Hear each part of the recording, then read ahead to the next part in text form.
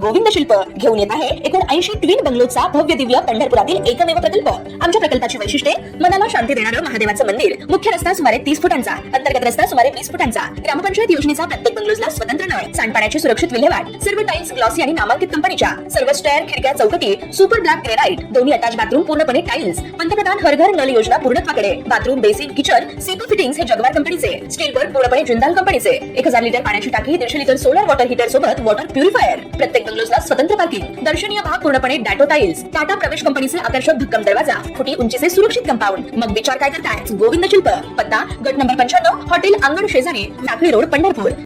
ताज्या घडामोडी पाहण्यासाठी आमच्या YouTube चॅनलवरील PVR म्हणजेच पंढरी वार्ता या न्यूजला सबस्क्राइब करा आणि शेजारील बेल आयकॉनवर क्लिक करा। पंढरपूर ही त्या ठिकाणी अध्यात्म नगरी आहे आणि अख्खा महाराष्ट्र त्या ठिकाणी वारकरी संप्रदाय जिथे येतोय आणि 13 मार्च 2025 सकाळ पेपरची बातमी आहे की नदीपात्रामध्ये किडे आळ्या त्या ठिकाणी झालेल्या आहेत आणि नदीपात्र एकदम त्या ठिकाणी प्रदूषित आहे आणि तिथं जर त्या ठिकाणी आंघोळ केली तर GBS सारखे आजार होण्याची शक्यता आहे। आणि मग सरकारने उत्तरामध्ये त्या ठिकाणी स्पेसिफिक दिलंय की 34 कोटी 65 लाख रुपयाची यंत्रणा तिथं बसवली आहे, परंतु ज्या पद्धतीनं जानेवारीमध्ये ह्या फ्लोटिंग बोटी बसवल्यात, भारतातली पहिली टेक्नॉलॉजी आहे, पण ती कुचकामी ठरली आहे का?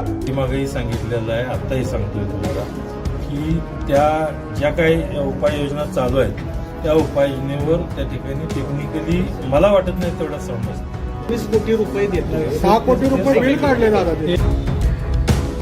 आदरणीय देवेंद्र भाऊनी युनायटेड किंगडमचा एक प्रोजेक्ट आहे, पायलट प्रोजेक्ट आहे,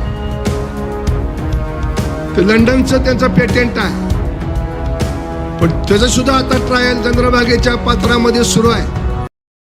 पंढरपूरमधील चंद्रभागेच्या पात्रात प्रचंड प्रदूषण झालंय, त्यामुळे पाण्यातील मासे सुद्धा मृत्युमुखी पडतायत, असा खळबळजनक गौप्यस्फोट पंढरपूर मधील महर्षी वाल्मिकी संघाचे संस्थापक अध्यक्ष गणेश अंकुशराव यांनी केलाय।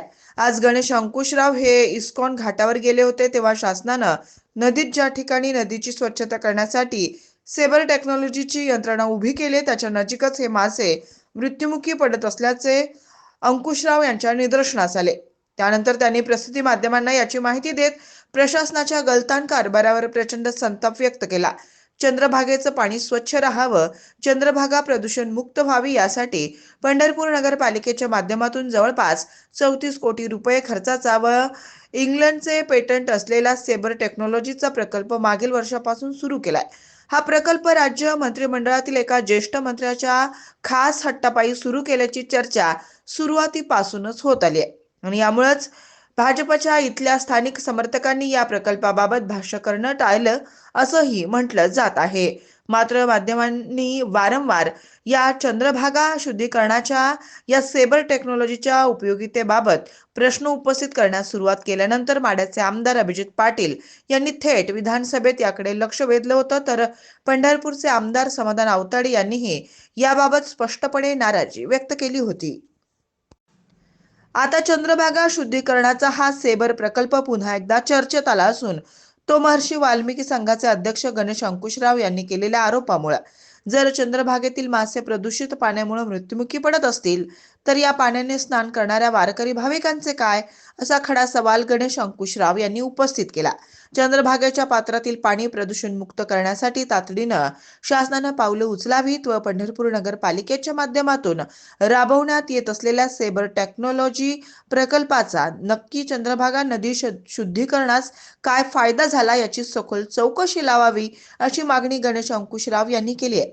पंढरपूर नगरपालिकेकडून देखील या सेबर प्रकल्पाच्या उपयोगितेबाबत सवाल उपस्थित करीत पुढचे बिल काढण्यास नकार देण्यात आल्याचं खात्रीलायक सूत्रांकडून समजतं। आता पंढरपूर नगरपालिकेच्या नूतन नगराध्यक्षा प्रणिता भालके या सेबर प्रकल्पाबाबत काय भूमिका घेणार याची उत्सुकता शहरातील नागरिक आणि भाविकांना देखील लागून राहिली आहे।